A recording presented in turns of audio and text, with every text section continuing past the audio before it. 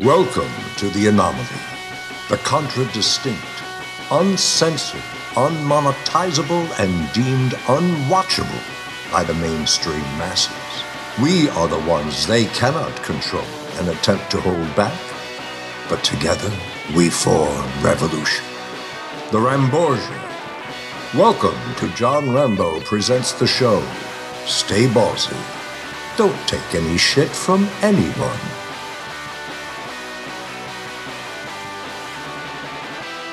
So, it was Grandma Rambo's 82nd birthday yesterday. Oh, wow. Yeah. So, a couple days before that, I went to the grocery store and got a birthday card. And it's like one of these cards that light up, plays the music. Yeah. So, it's a Star Wars lightsaber. Wait, it makes the sounds too? I saw the photo you sent, but... You can press the button, it lights up, and you can wave it around like it's a lightsaber. And it makes no noise. It reacts to what you're doing. And that's insane. And it also kind of looks like a giant green dildo. So I thought maybe, I was like, this is for Grandma. So there we go. That's why you got it for your grandma, because it's she does Star Wars, man. She's real into movies and TV and stuff like that. Like, we'll talk about Gotham. And, she watches all the stuff. So it's, she enjoyed it. But, anyway, I picked up I got some gum. And I got some meat. John, I got a bunch of meat. So, dare I ask what sort of meat you acquired? It's just some chopped meat. We'll get to that in a little while here, but... Okay. So I go out to the car, I'm going to take off, and I hear this blowing noise. Like someone's blowing their nose at a rapid pace. Like, you're like, is OJ here? I don't understand. But I look at my tire, and I kind of trace the sound to my tire, and it's just a hole in it. It's just blowing air. All the air is just coming out. So I go, what do I do here? So, being the extremely intelligent person I am, I'm like, all right, there's a place down the street I could bring it to, but I need to stop this hole from shooting this air out, because by the time I get there, I'm going to have no tire. Yeah. So I decide to take the gum, and I start chewing rapidly as many pieces of gum as I can. No, you did not MacGyver your car. Because I'm like, if I could just seal it up, I can make it down the street, So I just start sticking it. It doesn't work. It's not a thing that's going to happen. I thought maybe it would. No? No, that's not how it works, John. All right, I should have called you. No, I would have been like, I don't know cars, man. Maybe you should try biting it. I don't know. So I start driving, and of course I hit every red light on the street. Naturally. And so by the time I get close to the place, I'm just grinding on metal. And I'm like, I see the place and coming up, and I'm just trying my best, just riding on the rim, destroying the car. Get to the place, and tell the guy comes out, and he's like, yeah, pretty much all your tires are just terrible. There's no tread on any of the tires. They're smooth. They're smooth as OJ's behind. Dude. They're just because they told me 2 years ago to get new tires, and I just haven't done it. Wait, 2 years ago? Yeah, this has been going on for a long time. I made it through the whole winter, too, which was suicidal, but I made it through. You're not allowed to drive to my house until your car works. So guys are like, you should get all these tires done today. So I'm thinking about my credit card. I'm like, I don't know if I could even charge that much. So I can only get the one. I'm like, I can only get the one for now. I have to come back another day or something when I got the fundage. So he goes, okay, that's, whatever. And I'm thinking, I got this meat in the car. I can't just leave it in the car, right? It's like, oh, listen, I got all this meat. Can I bring the meat? Do you have a fridge, something? A meat locker? He's like, yeah, we got a little fridge in the back. You just fine. Grab the meat, bring it into the place. I go into the back, right? I got this nice organic chopped meat. It's real nice. And there's a dude sitting there, and he's like, we got a grill. We got a grill here. Yeah. And I'm freaking hungry at this point, because this is supposed to be my dinner. It's around 7 o'clock. So the guy's like, listen, I could grill up some meat. If that's cool. So I was like, fine, yeah. So I wound up eating, the guy made the meat. I had burgers with a bunch of these dudes. And they gave me a nice percentage off. So I was able to get another tire. I had 2 tires because of this. Oh, wow, because you fed them? because I gave them all the meat. I let them handle my meat, touch the meat. My meat was in their mouths. Is that legal in this state? Meat for tires, yes. No, letting them touch your meat. In my book, it is. So for cash. So yeah, it was just a strange turn of events, man. You know, nice guys. I told them about the show. Maybe they're listening now. Hey guys. I doubt it. You know, but so how much meat did you have? They didn't make fun of the gum or anything. I still can't believe you actually drove with the gum. I thought you were like kidding at this point, but you really drove with the gum. I did whatever I could. Whatever I could do. So yeah, that was a little story, you know, and it kind of worked out. So always have some meat on you, and share your meat with as many people as you can. Perhaps it'll work out for you in the end. People love it. People love meat. I don't know. I mean, the last time I tried to share my meat, you know what? I don't even want to tell that story. You didn't try to share it with me. That was where you went wrong. So, ladies and gentlemen, welcome to El Show. My name is John. I'm joined, of course, by the beautiful OJ. Why, thank you. Sir, how are you? What's going on? I'm doing all right. Actually, since we're talking about car stuff, I saw some interesting stuff on the highway the other day and today. Yes. The other day I'm driving to work, and I'm on 95, which is a big 3-lane highway, you know? It's like one of the busiest highways in Connecticut, especially at rush hour. Doesn't that go like the whole country? Yep, it goes pretty much the entire eastern seaboard. Yeah. Go all the way down to Florida. So I'm driving, and I'm in the middle lane. I look in the right lane, and there's no cars. I'm like, well, that's weird. And then I look in the right lane, and I see a big blob in the road. I'm like, oh, great, there's roadkill. Just what I need. You know, that poor animal's dead now. And I'm driving, and it's not roadkill. It's just a gigantic turkey sitting in the middle of the road. It hasn't been hit. It was alive? It's just there. Yeah. It was a sit-down protest. It's just sitting down like, no, Occupy 95. Yeah. You guys kill lots of turkeys. No more Thanksgiving. Yeah, seriously. But the funny thing, though, is that on the way back from work today, I'm driving. I'm getting back onto 95 going the other direction. And in the right lane, I see something I've never seen before. So I see a police officer driving with his lights on, maybe 2 to 10 miles per hour. And I look in front of him, there's a car. The police officer is basically backward towing the car by pushing it with its bumper. There's a dude in the front car who I guess he can't drive. And the police car is just pushing it along until it can reach the exit. Yeah. Like, I guess I figured that was a thing you could do, but I'd never seen it, you know? Just ram a car somewhere. Yeah. I saw that in an amusement park once. You know when you try to leave the amusement park and everyone's leaving at the same time? Yeah. And then someone's car died. Oh, no. In the line of cars to get out. So people were just ramming the car to push it through. Seriously? Yeah. Oh, that's awful. What are you going to do? You got to get through. Like, I had to wonder how much damage they were doing to the car and to the police car. It's survival at that point, okay? That's what it's all about. So if we don't leave this park, we're all going to die, man. So I put out a little video over the weekend. I don't know if you saw this, John. Doesn't sound like you did. But last week we were talking about Fuller House, how the new Full House is going to be called Fuller House. Mm-hmm. And I thought to myself, I knew that on some show at some point we came up with this name. So I went searching through all the shows. Yeah. And I finally found it at the show 103. Yeah, I thought I saw you tweet the link to the video where we that all happened. That all went down. But I started listening to that show 103, and of course the news segment was on there. Mm-hmm. And it was all about Gordon Ramsay. No, I watched this, dude. Candyland and all that stuff. So yeah. I got the idea. I'm like, let's try to put some visuals to this story that we came up with. You know? So I did that. It came out last week. What are you talking about? I saw that video. That was hilarious, I was just asking if you saw it. You never answered.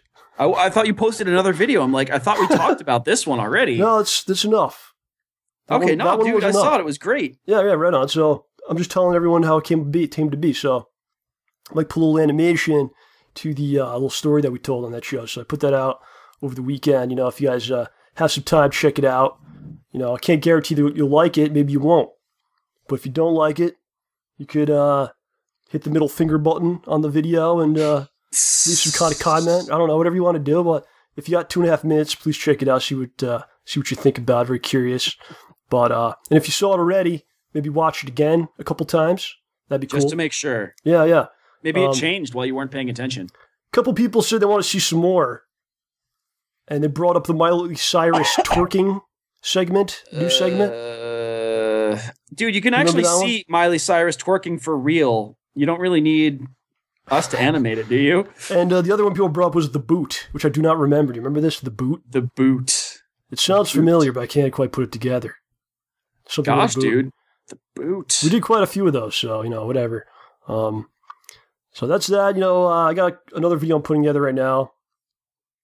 So I'm looking forward to working on a couple other things going on. So it's a good time, man. It's a fun, enjoyable process. Sometimes. Hey, if you enjoy it, that's the important thing. Yeah, absolutely, absolutely. So got some more comments. Just keep your eyes peeled and open and all that. So yeah, I'll be getting you guys some more blog posts. I posted one the other day. I think it was Saturday, Sunday, something like that. I don't know, man. I was driving home from a friend's house. It was midnight. I was tired. Just I need to talk about something. So you have been warned. Tired OJ has posted. STAYBALLSY.com. Yep. The greatest and ballsiest non-porn site on the web.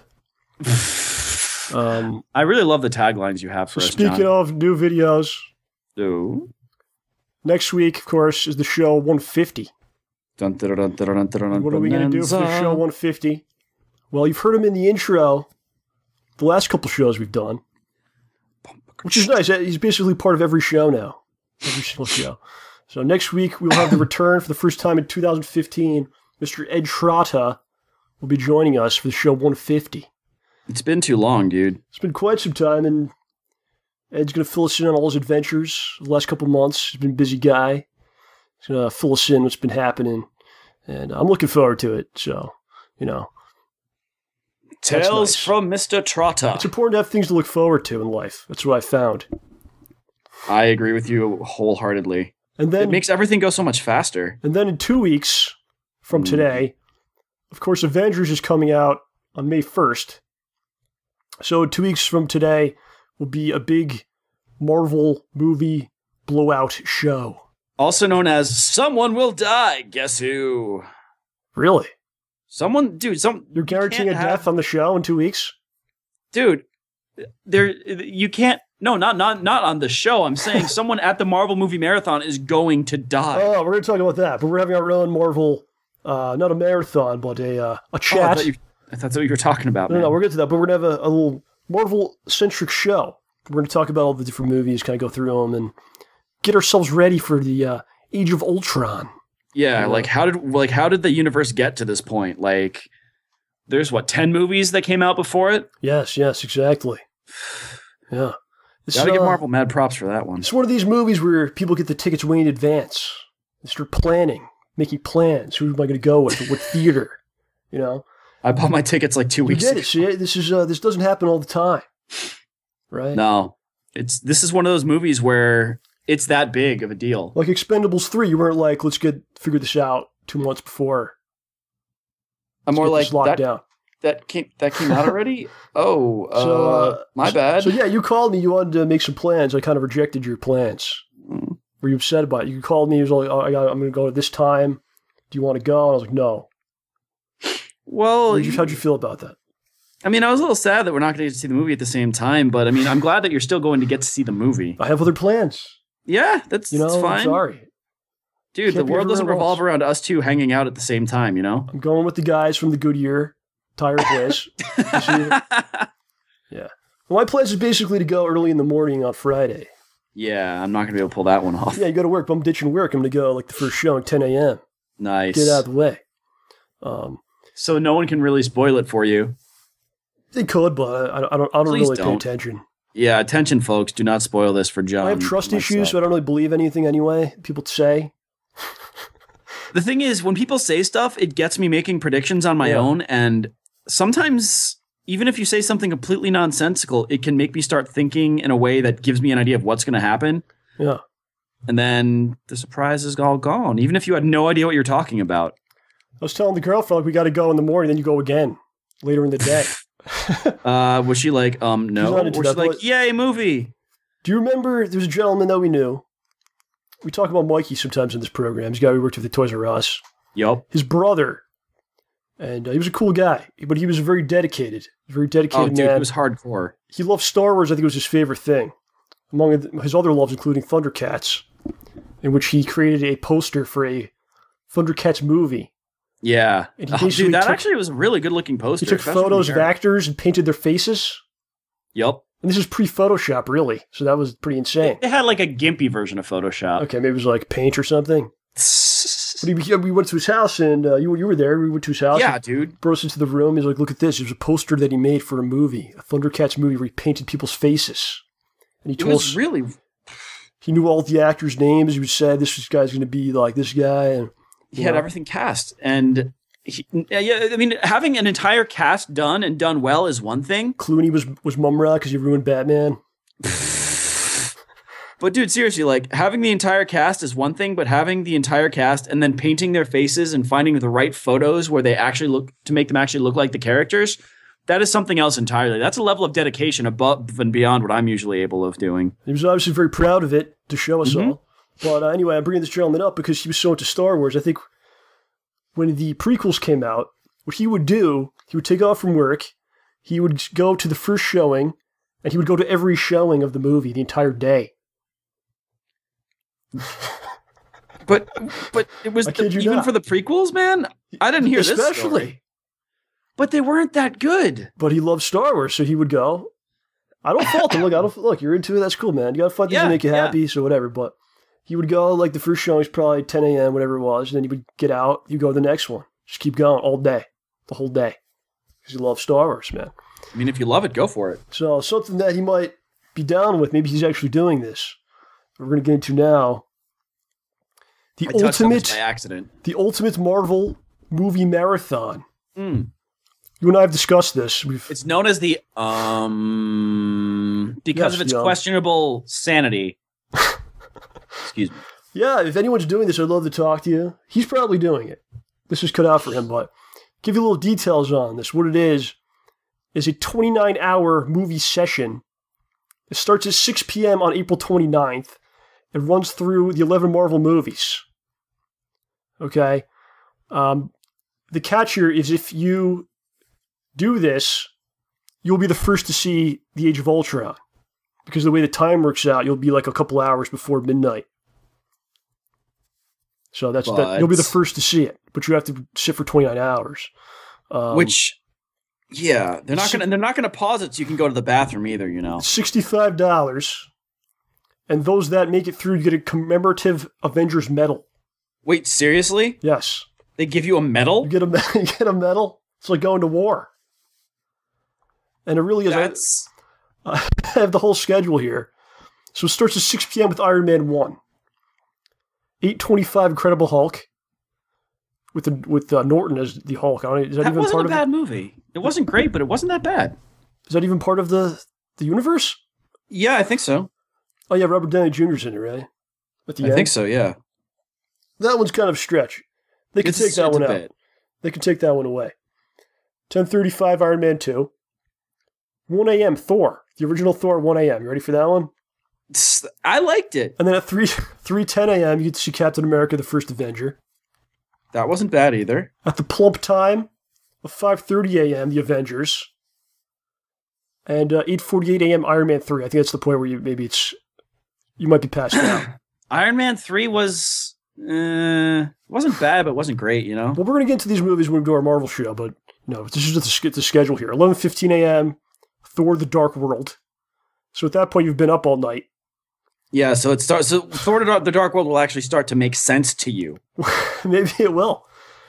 1:45 p.m., Captain America: The Winter Soldier. 4:20 p.m.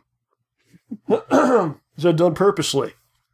Probably. This is how you survive. They bring out the medical things to get you through. 4:20 p.m., Guardians of the Galaxy. So good. And then 7 p.m., you get to see Age of Ultron. So you get to see it basically before anybody. But you have to survive this gauntlet. You know? It's. I can see why they give you a medal, because this is serious business. Like, dude. You wouldn't do it? You wouldn't do this? I'm not doing it. I mean, I think it would be fun, but I think it will, honest to goodness, kill people. Yeah, I don't know what the rules are. Can you show up late? Do you have to actually watch Iron Man 3 at 8 in the morning? Yeah, can you sleep? I mean, if you bring headphones... There's got to be some kind of intermissions between the movies, maybe like a bathroom break. But yeah, again, otherwise... You can't eat because, I mean, you can't bring outside food in. So you're eating popcorn and soda and gummy bears for dinner while you're watching Guardians of the Galaxy. Oh, dude, you got to admit, though, I think that Star-Lord could get behind that. And you're in the darkness for just a day and a half there. You're just going to pop out so confused. What day? What day is it? What year is it? I guess when it's over, you go right to bed, though, because it's Avengers at 7, so you get out maybe 9:30-ish, 10, and then you can go right to bed. So it's not too bad. You know what? People aren't going to die watching the movies. They're going to die driving home from the movies. And that's what the medal's for. You put it on your car so people know. It says, I was up for a day watching Marvel, and then you just swerve out of the way when they start coming at you. But Age of Ultron, it's in real 3D. Real D 3D. So after all that, you've been up in the darkness for a day. Put on your glasses, everybody. 3D time. Yeah, that's a little... It's pretty awesome. Pretty sweet. It's going to be awesome, but I don't think... I'm just trying to picture my eyes being in the dark for that long, right? Maybe you pop out once every couple hours to use the bathroom or something, or to grab more food. Just eating just junk. Yeah, so, dude, you're going to be hopped up on sugar, right? You're going to be malnourished. You won't have gotten enough rest. You've been going at it for like over 24 hours. The final film is in 3D, so you're wearing those freaky goggles and everything looks strange. And then you leave the theater in the dark because, it's about, what, 7? What time does it end? Like 7 p.m.? 11 p.m.? Yeah, 10-ish. 10-ish? It's dark, and then you have to drive home. Just picture all these people. Dude, it's going to look like Shaun of the Dead, okay? Everyone's going to pop out of the theater going, It'd be a great experiment just to see the reactions of people around you, what they're doing. Are they sleeping? Are they actually, like, engaged? No, dude. Talking to each other. This isn't a movie marathon. This is a scientific experiment. It really is. Man. Absolutely, man. That's what I'd be interested in. That'd be better than the movie. Hopefully you come with someone you know. You pass out. If you're alone, you fall asleep and people start grabbing you. Grabbing your meat and all that. Dude, we're not having a Paul Rubens situation here, okay?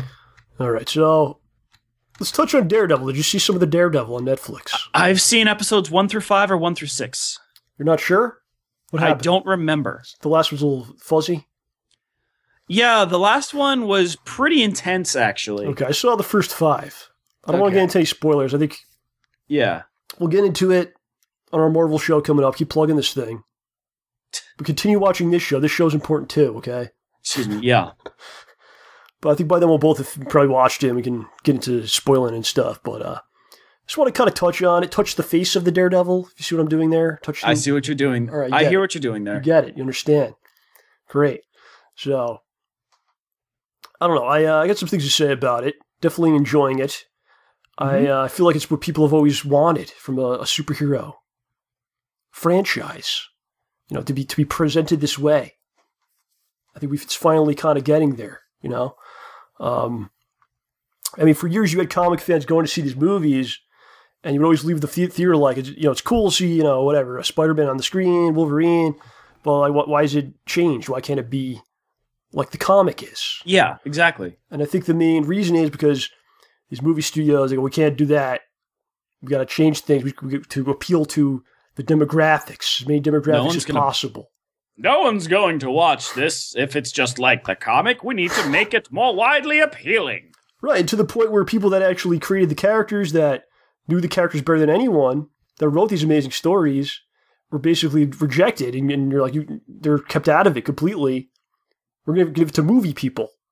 These comic guys, look at Alan Moore. These comic guys, they can't be part of the movie.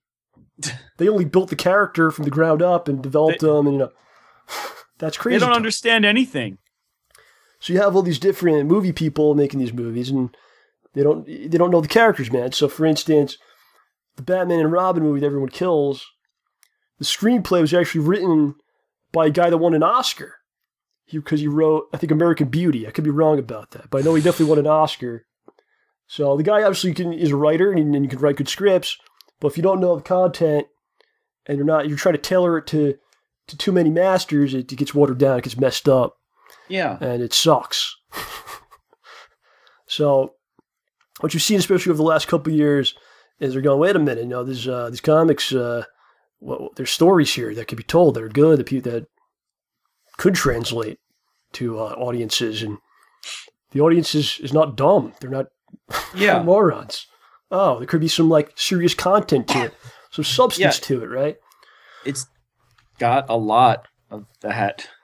So we've definitely gotten there over the last couple of years. It's totally different.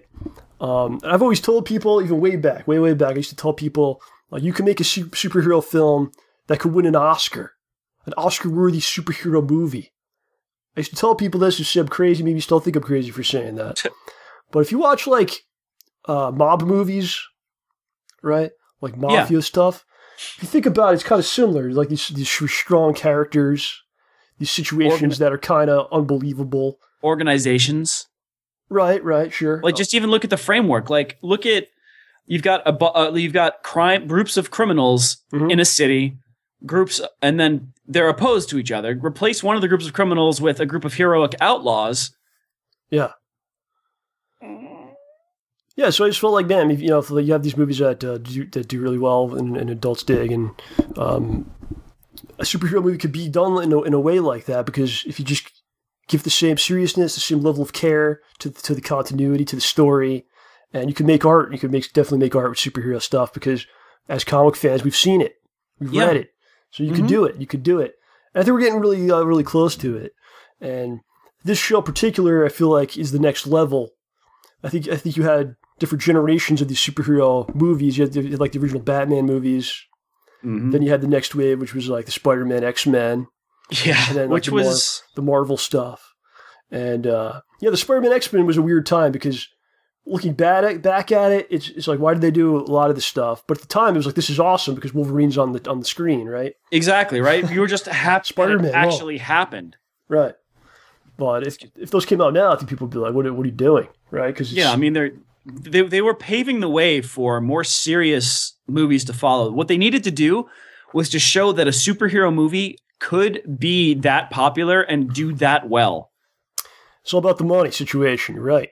A little bit, yep. So once they start bringing the money in, they're like, okay, you guys can do what you want to do. We trust you. Yeah. So I feel like this show in particular is the next level, because you have a series, and it's going to keep going and going, and it's handled really well. You could tell it's a lot of attention to detail, a lot of care, a lot of love in there. And it's adult, it's definitely not for kids. It's seriously grown up. Like, I'm watching it, and the number of swears, the decapitations, the blood, it doesn't pull punches. No, it really doesn't. Not. Yes. So here we are, man. And basically, like, if you did Boardwalk Empire with superheroes, like I'm saying, like a mob thing, like the way they approach those things, The Godfather, whatever, but you put superheroes. That's what I've always wanted. That's what a lot of people have always been looking for. Yeah. And it's here. I think this is it. Yeah, and one of these movies I was watching, one of the episodes I was watching, I'm watching an episode of Psych if Sean went crazy and started beating people up. Okay, sure. I'll take your word for it. Well, because, I mean, there's a mystery to be solved, and one of the characters can see things and figure things out. Other people can't. Yeah. And he goes along and has to fake stuff and blah, blah, blah. It's really well done. I mean, forget everything else. The fight scenes, those are very entertaining. The way they handle just Daredevil's uniqueness, the way he has to deal with fights. Yeah.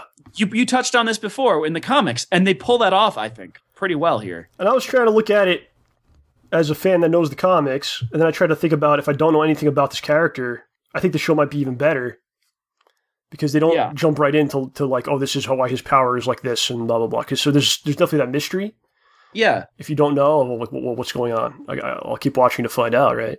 I honestly think that not going into it was even better. Yeah, that's what I'm saying. Because they always go, because like in other movies, like look at the most recent Sherlock Holmes movie when they showed Holmes' vision. Right. Like they only did it a few times and it was tolerable.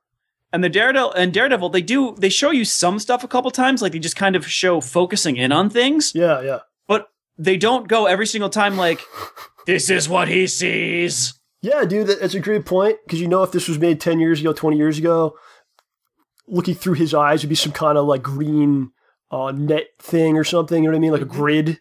And you'd see like they'd go all out like a Predator vision almost or something. Yeah. And they'd constantly show that to be like, look what we could do with our computer graphics. But they really don't show anything. They just kind of blur the screen a little bit, right? Yeah, well, what did they do with the in the old Daredevil movie? Did they show that a lot? I don't remember. Yeah. It was probably I can't comment on. I don't remember. Yeah, okay. Never happened. But again, if you want to compare it to that, I mean, even the suit, like you look at that, why was he wearing a red leather jumpsuit? Now this thing's got like, a little black mask and it's Wesley from The Princess Bride running around kicking butt.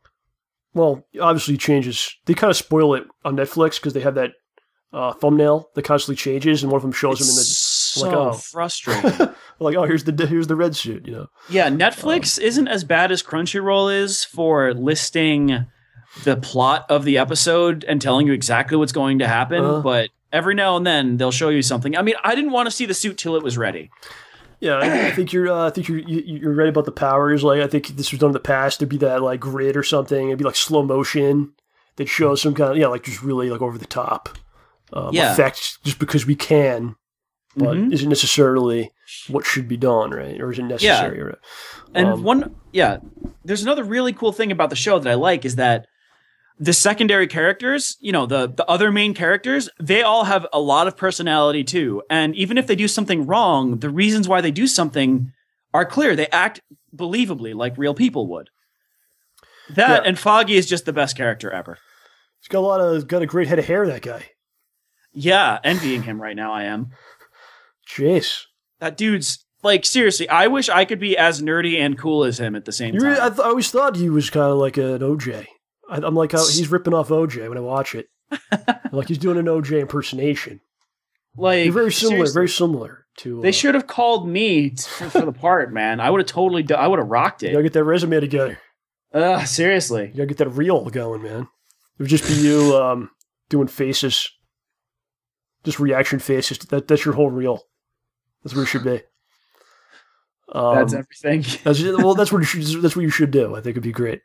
The Kingpin, let's just kind of touch on a couple things. Okay. The Kingpin character, very different from the comic version, but at the same time, very cool and interesting. It's like this weird, introverted, childlike Kingpin. That's what they're going for. Well, what bugs me is that I think they should show him being a really, really smart criminal business guy, And they kind of do, but they also kind of nerf him. Like, they show Wesley, or what's his face, his subordinate, his second in command, being awesome all the time. Do this, do that, do this, do that, do this, do that. They play him up for being so cool. And the Kingpin himself, like, he makes like 3 decisions. It's a slow build. Like, obviously, we didn't see the whole thing, so we got to see where it goes. But what's cool is they do this thing where no one can say his name. Mm-hmm. You can't say his name, and there's all this build up to him, and when they finally show him, you expect him to be, like you said, like the businessman, or he's just crushing someone or whatever. But instead, it's like it's not what you expected, right? It's this weird guy. He's been very awkward with this woman, and he's asking her on a date very uncomfortably, and so I think it's kind of cool because I think that character's kind of been done so many times, right? Yeah. Where it's like he's the big business guy, the corrupt business leader. So a little bit of a different spin. Let's see how it plays out. He's an oddly sympathetic character. The reason I'm saying it's like the next level is because it is a series. Mm-hmm. And just like the comics are. And there's been really good movies like the Batman, like the Nolan Batman, all that stuff. But the fact that it's a series and ongoing thing done this way, there's so much room to develop these characters. So like you're saying the Kingpin is like this now. A season from now, is he going to be the same way? Yeah. Is something going to happen to this chick? Is she, whatever it's going to be, that makes him a different change, evolve. And that's the interesting part of it. It's not just generic characters that are like, oh, here's the bad guy. And, Yep, here's the good guy. The good guy's already perfect. No, they're both growing. The villain and the hero are both growing at the same time. You can watch them parallel each other a bit. Yeah. Oh my gosh, they really are, now to think about it more. No spoilers, but dang, yo. So and then there's the other people, too. There's a whole lot of people. I'm excited about the series. We got to definitely finish it off, and then we can get into it a lot more. But I'm enjoying it. The only thing I could say, and that I'd like to see, and there's probably no surprise, I like inner monologue. And that's a big part of the Daredevil comics. So I think if you threw that in there once in a while, he's just a little like, what he's thinking. I think it really brings you into the character a little bit more. But I mean, that's just a stylistic difference or communication difference. That's what I like to see. But what are you gonna do? Yeah. Well, the important thing about it, that one thing is that the fact that it's a series. Right. I mean, the comic books are a series too, which means like you can think of each episode as like a couple of issues, really. Mm-hmm. Like here's the immediate crisis that he's dealing with. Here's how he resolves it, and this is where he ends up. And what's cool is that not every episode is a cliffhanger. Right. So sometimes you finish an episode and you're like, wow, okay, this is very satisfying. And then you'll watch the next episode and you're just like, okay, I can't stop here now. And the show's heavy too. There's certain shows I could watch a bunch in a row, and it feels like you didn't really see a lot. Yeah. This show is similar to Boardwalk Empire, which I love a lot, which I already brought up. Mm-hmm. Even Game of Thrones. You watch an episode, and it seems like you've been watching a long time. And you got a lot out of it, and you're kind of like, okay, like you can't just pop. It's not like candy; you just keep popping it. Yeah. It's a heavy meal. You have to process it. You're full at the end of it. Yeah, you got to process it and all that. So we'll see where it goes, man. I'm definitely excited about seeing more. I'm trying to watch it as I can, which is difficult as get flat tires and whatever. But definitely awesome. Definitely really enjoyable. So tune in to our Marvel episode for more information on the adventures of Blind Batman. And it's like I said, what people always wanted, man. It's like the HBO superhero show. Yeah, basically. Seriously, dude, he is an amazing Batman. I'm not saying started on this. We'll talk about this later. Okay, I'm just saying, like, just the parallels are there, but like, I just think the grittiness of the show, the setting, the grittiness, the beating up thugs, the intimidation. Daredevil. Yeah, man. Daredevil. He doesn't talk like that though. I know. He just talks normally. So last week we spoke of the middle finger. Mm-hmm. We asked the questions, the tough questions here on the show. What's this all about? Where does it come from? What is this supposed to mean? Are you saying, look at this is a dick in my hand? Look at it. I mean, you could say that in other ways. This is going inside of you? This dick finger? Is that what it is? Where did it come from? What is the bird? What does that mean? I still didn't figure that one out. But I did question my mother about this because I told the story last week about how I heard of the bird. And I went in the other room and tried to make a bird with my hands. And she said that I would come out once in a while to her and do a finger thing and say, is this the bird? And she would say, no, it's not. It's not the bird, and don't try to do it. I'm surprised your mom didn't fake you out by saying, here's the bird, and then making one of those like thumb outline turkeys. Yeah, but then I might do it to people, and I don't know. Here's the bird, guys. She didn't have a lot of patience for me. Well, so I did some research on this using Wikipedia, some other various sites, some other people I talked to on the street. I flipped some people off in their face on the sidewalk to get reactions. There's a lot of scientific things I went into this, John. There's a legend out there. I don't know if you heard about this. It's a legend about the French army in the 1800s. They cut off the middle fingers of the English.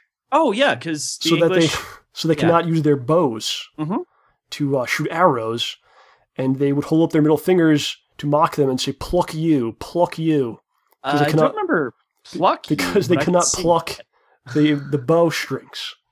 I thought didn't they cut off like both fingers? Or because I know that, so it's kind of funny. If you do the V for victory sign, Ow, that hurts to do on my right hand now because I hurt my thumb. The Anyway, V for Vendetta sign. the V for Victory sign, where you hold up, your pointer and middle finger, your index and middle finger, the pointer and middle finger to make a V for victory, right? Like they did after World War II and stuff. If you hold it upside down, or I think it's upside down or backward, yeah, that's what the archers would do to taunt the French. I thought that was it. Nay, John. The whole story is simply folklore. Your folklore. And it did not happen. It is for some reason this is passed along to people, and people believe this is true. It doesn't make a lot of sense. Why would you cut their fingers off and not their heads? Just to embarrass them? I guess so, but from what I figured out, this is not a true thing. There's some story that's told, it's passed along. I don't know. It's a legendary, funny story, I guess. It's still rude to do the victory sign backward, though. There's all kinds of symbols in different lands that people accept or it means something different. Thomas' boyfriend, Pinky's girlfriend.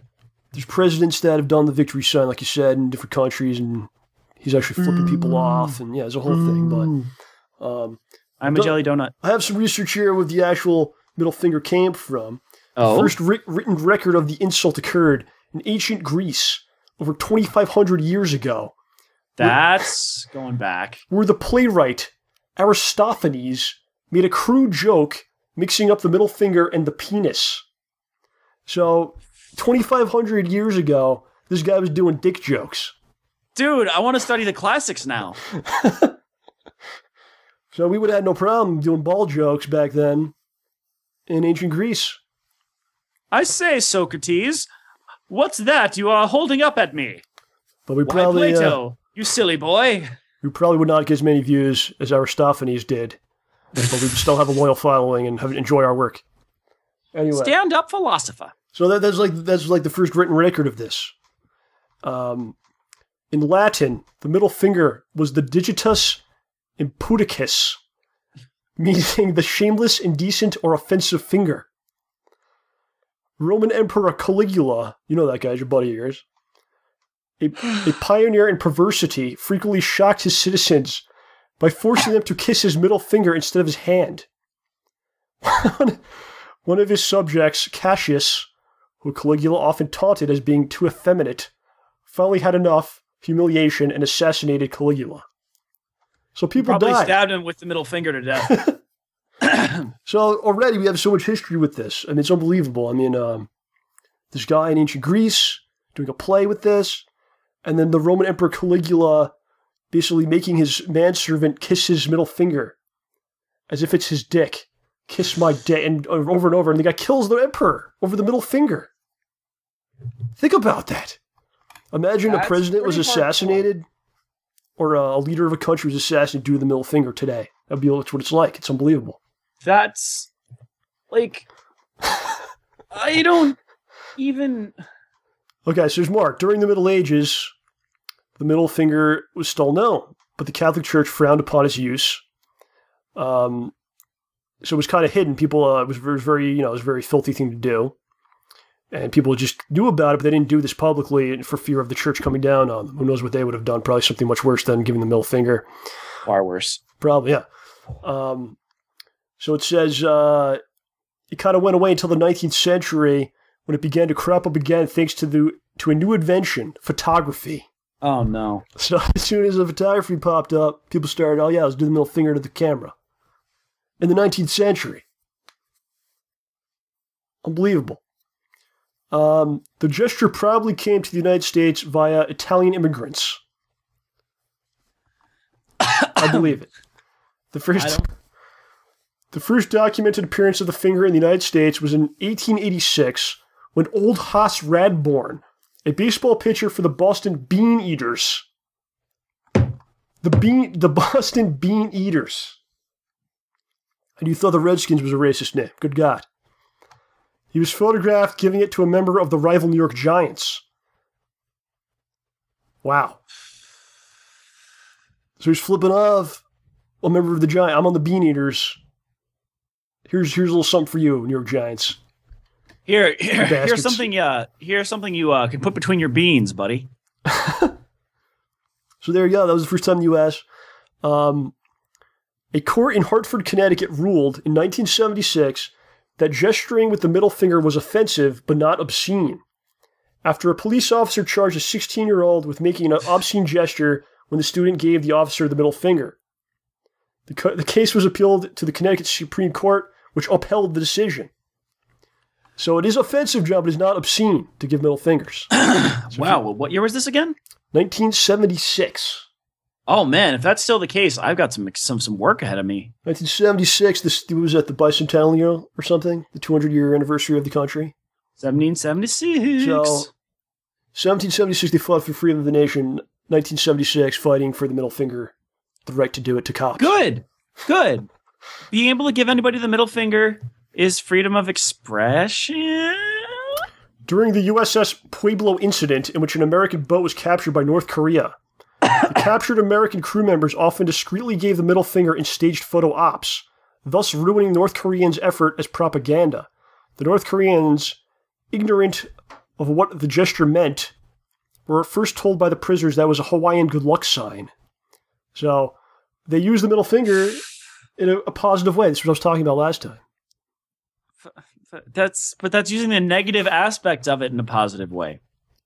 No. That would be like someone saying, you go to a urologist, the doctor says, where does it hurt? And you hold up the middle finger.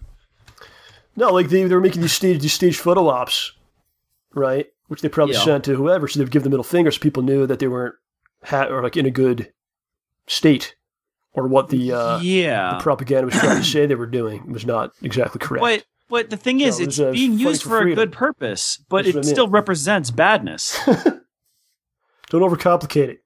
I just gave you the full history of this, how wonderful it is. 2,500 years ago, making Greek peasants laugh because they thought it was his dick, but it was really his middle finger. Genius comedy.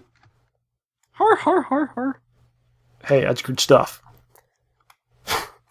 The Bean Eaters did it. If the Bean Eaters did, it's good enough for me. I want to see you start doing it more often. I don't know if you've... Have I actually ever... I probably must have done it at some point. Maybe so, there's the history of the middle finger, John. What's your takeaway on this? What do you want to tell the people? Well, apparently, if you want to get away with it, go to Connecticut. All right, there you go. There. If you want to go to Connecticut, flip off cops, you're fine. You cannot be arrested for that. It's not obscene. I mean, it's wonderful. Rude, that's what it is. Not obscene. I think if you start licking it or thrusting it into your hand in and out, then you're in trouble. Okay, sure.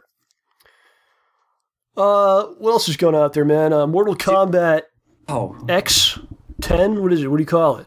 Mortal Kombat X came out. Yeah. But yesterday, was it? I don't know. But by the way, Comixology, I think, is giving the comic away for free. The Mortal Kombat comic? Yeah.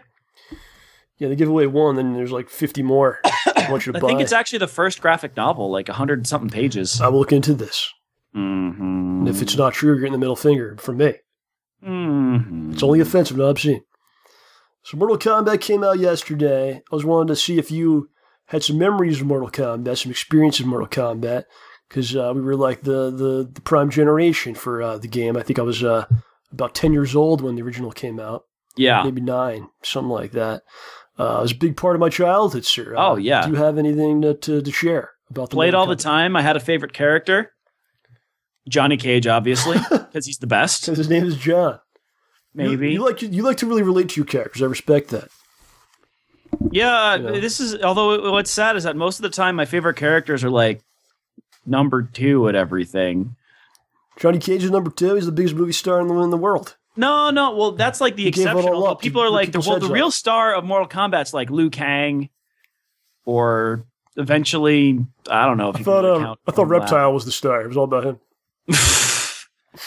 But no, man, I played Mortal Kombat a lot when I was a little kid and older. Like Mortal Kombat 2. I had it for the Game Boy, like the original Game Boy, where it had like 6 characters, maybe 8 of them. Oh wow, the Game Boy version. Yeah, it was so awkward. You had two buttons, select start, A, B, select start, and then the D-pad. Mm-hmm. And I'm pretty sure you just had 2 buttons, like kick and punch. So I just sweep to victory. You could just sweep to win. There was the one game where on what was the Super Nintendo, you just keep sweeping over and over through the computer. The computer had no idea. Game Boy too. Oh, I'm sure it was worse than the Game Boy, yeah. Yeah, this was before the internets were really big, you know? Uh-huh. So if you wanted to get all the fatalities, like someone would find one, then they'd share it, or you'd get it from a magazine, and they'd share it, or you'd buy an honest-to-goodness printed book of video game cheat codes, combos, and fatalities and whatnot for all bunches of games. Tips and tricks. Yup. With that bright neon cover and that kind of yellowing page. Yeah. Yeah, dude. Yeah, it was a huge deal. Era. There was a local arcade in those days, and of course Street Fighter was the big thing. And then you started seeing all these like rip-off Street Fighter games came out.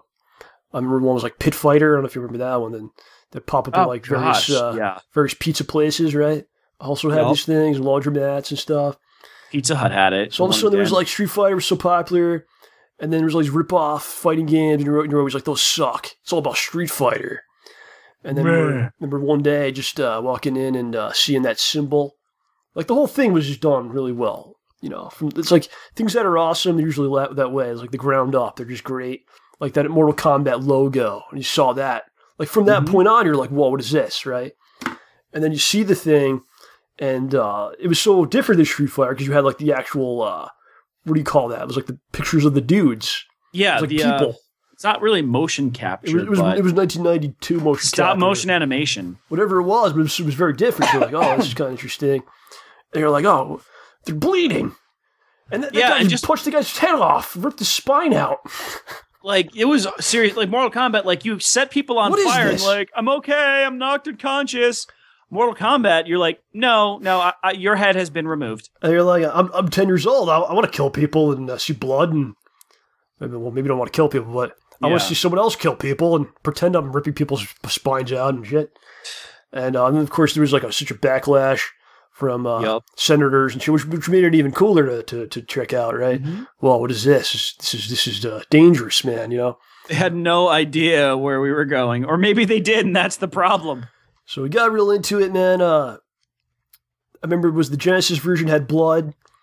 With the blood code, Super Nintendo did not have any blood. It was just this gray kind of sweat or mucus that would fly off the bodies.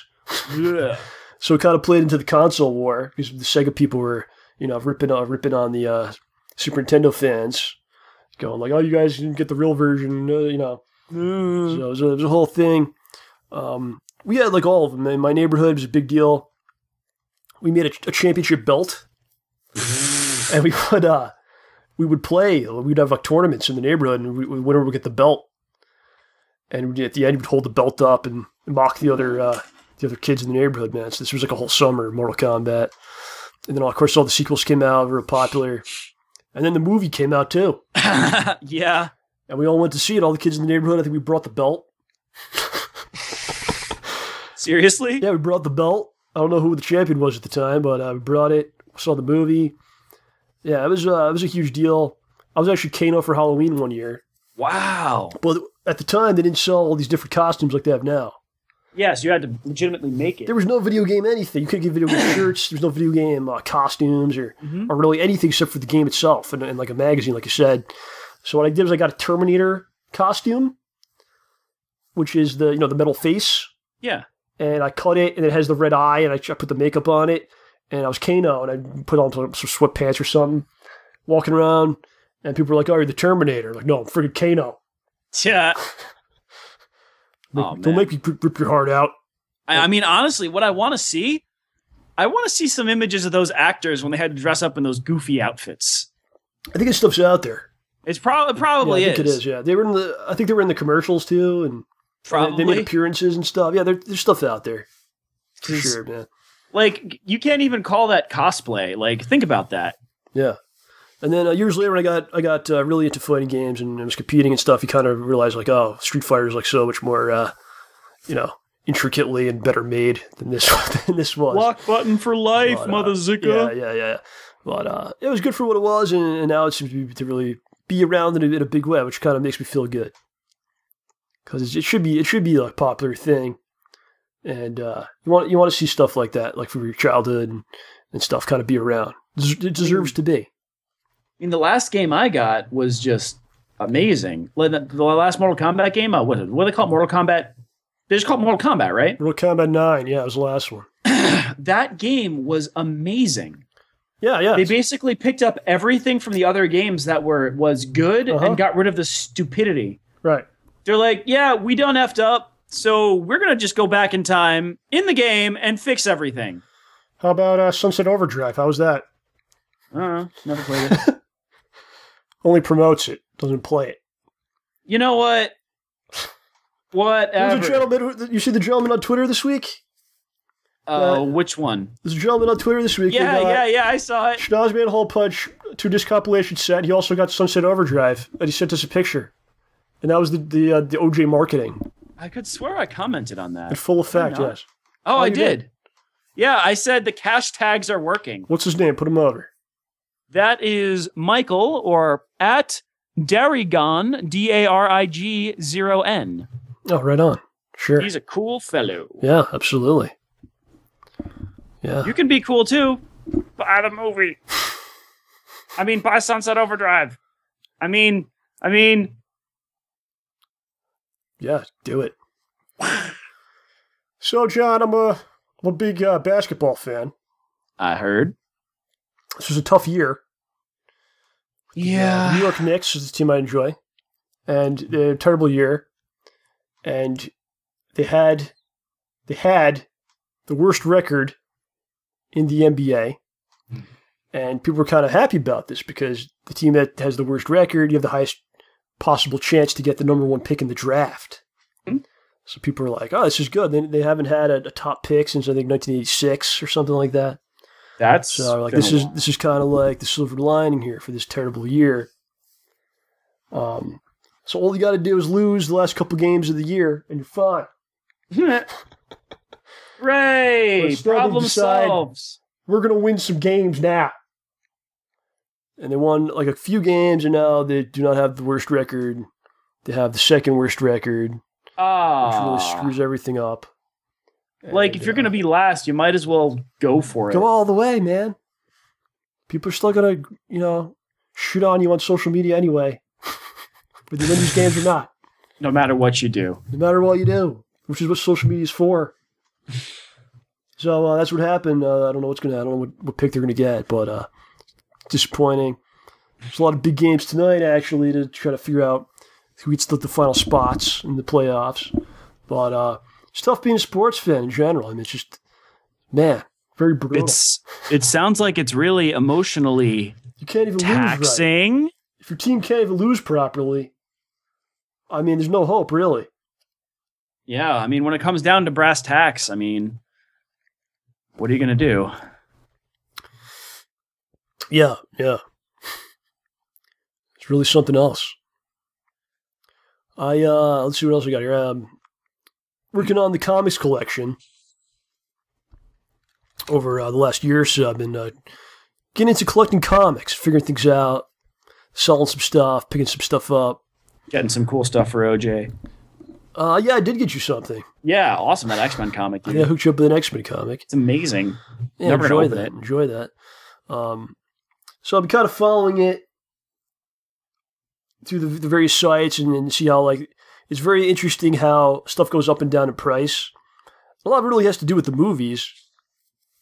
For instance, I was interested in getting the first appearance of Deadpool, which is the New Mutants number 98. And kind of looking at the price, it was going for maybe, I think it was like $700. It was usually what it would end on, like eBay and sites like that. It would pretty much go for about $750. Then all of a sudden one day I just noticed it's going up to 1,000 and more. So I go, what happened? Just out of nowhere.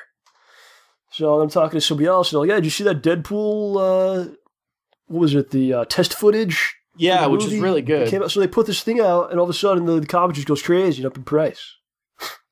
So it's just really volatile like that. They just announce something, stuff's going to go through the roof, man. And that wasn't even guaranteed the movie was going to be made at that point. It wasn't even guaranteed, but just speculation. It's really like investing. It's like investing in things, and it's almost like stocks, really. Yeah. Or like gold or something, right? Like you don't know what's going to happen. The market's kind of crazy. Except these have value. They have value. I think it's good investments, honestly. So I picked up a couple things I think are going to go up over the years. So it's kind of like what I try to do. For instance, I got the Infinity Gauntlet. I got like the first issue, certified 9.8. So like because they're doing Infinity War 1 or the 2 movies coming out later on. So I don't know, just like for instance something like that. But another thing would be the Agents of S.H.I.E.L.D. show. They have the character Skye. Yeah. And it turns out she's actually like a Marvel character. What? Yeah, Quake. That's really who she was the whole time. Daisy. Oh. Daisy.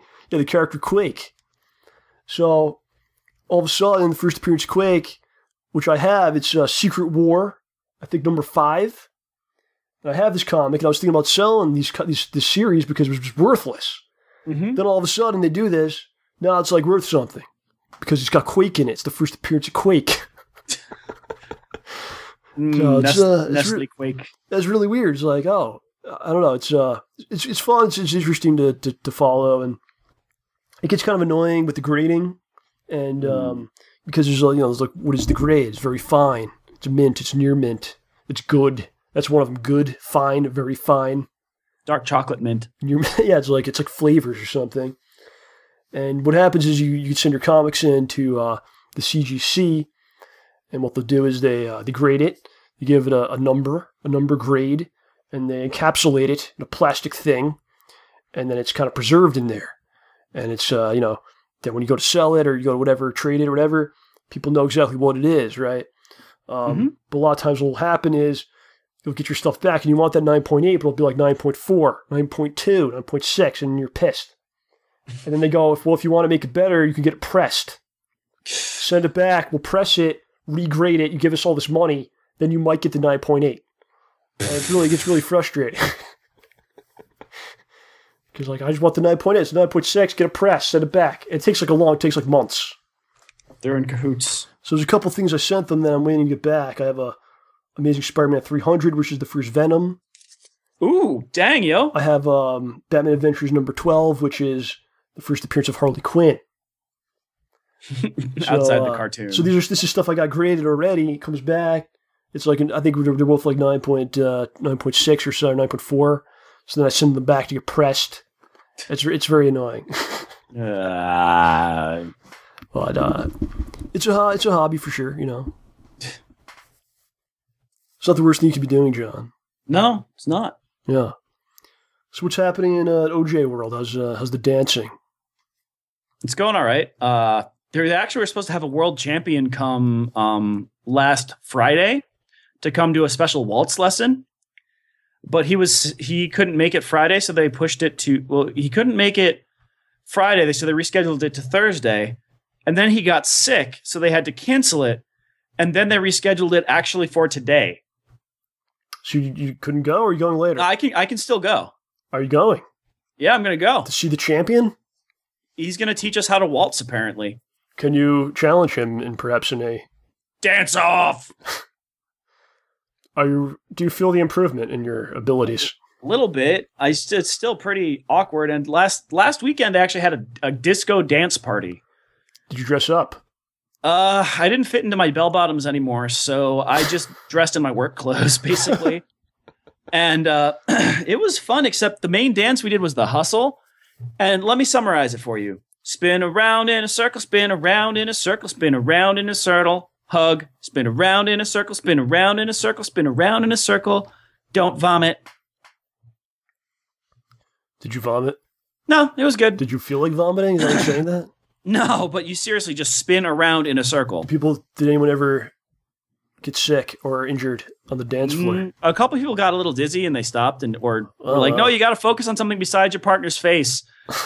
Which is kind of funny. So if you think about it, they're indirectly saying, if you stare at your partner's face, you will get sick.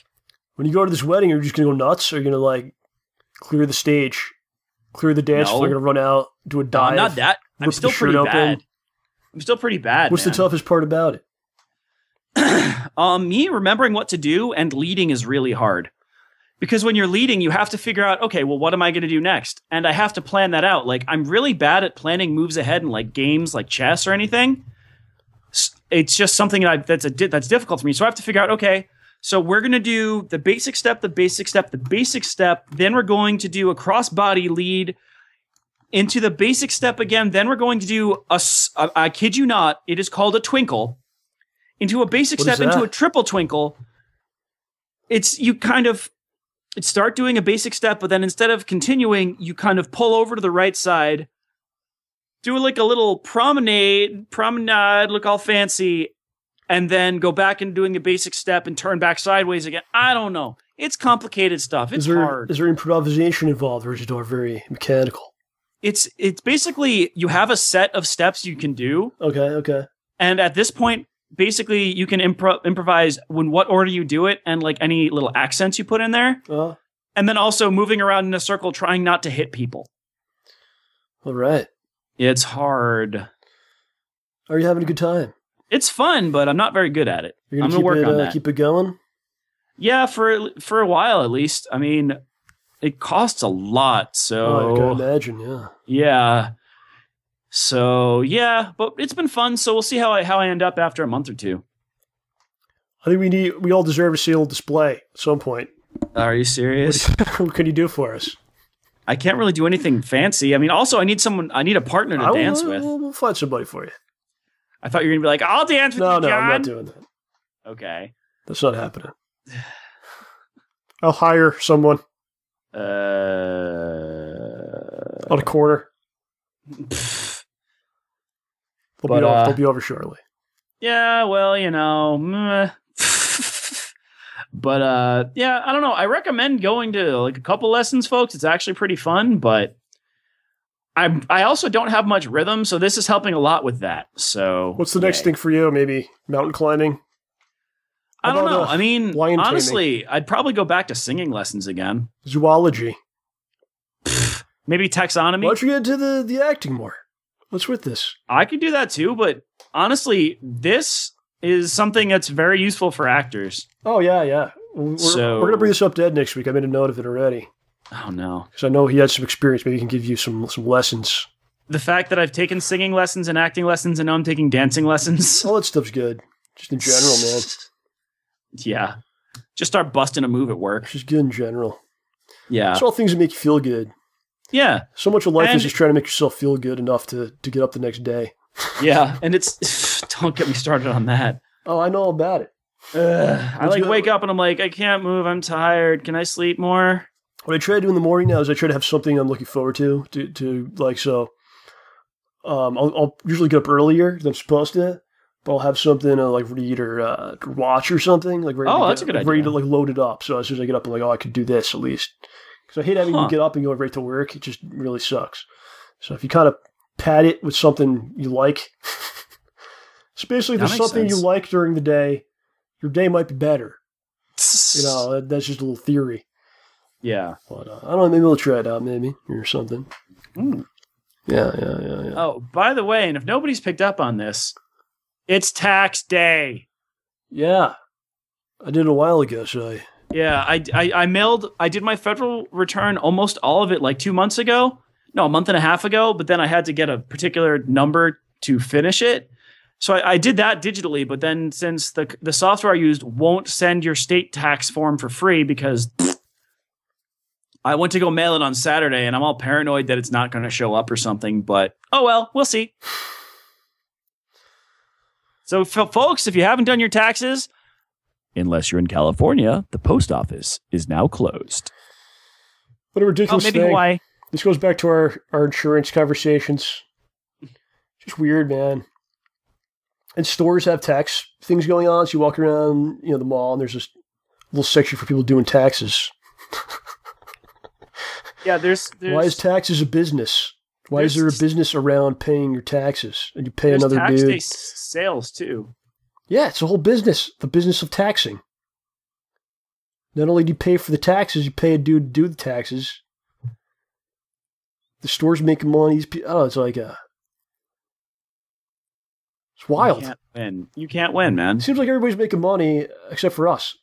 Can we start a tax company or something? I guess it's possible. There should always be some way. We should gotta be involved in all these things. That's right. Pay your taxes, my friends. It's a good racket. You can't show up and flip the middle finger. to the tax people. They're not going to accept it. Even if you show them your meat and let them hold your meat. It's not going to fly. You got to pay those taxes. And that, my friends, is the story of today's show. There's a lot of challenges out there. A lot of difficulties.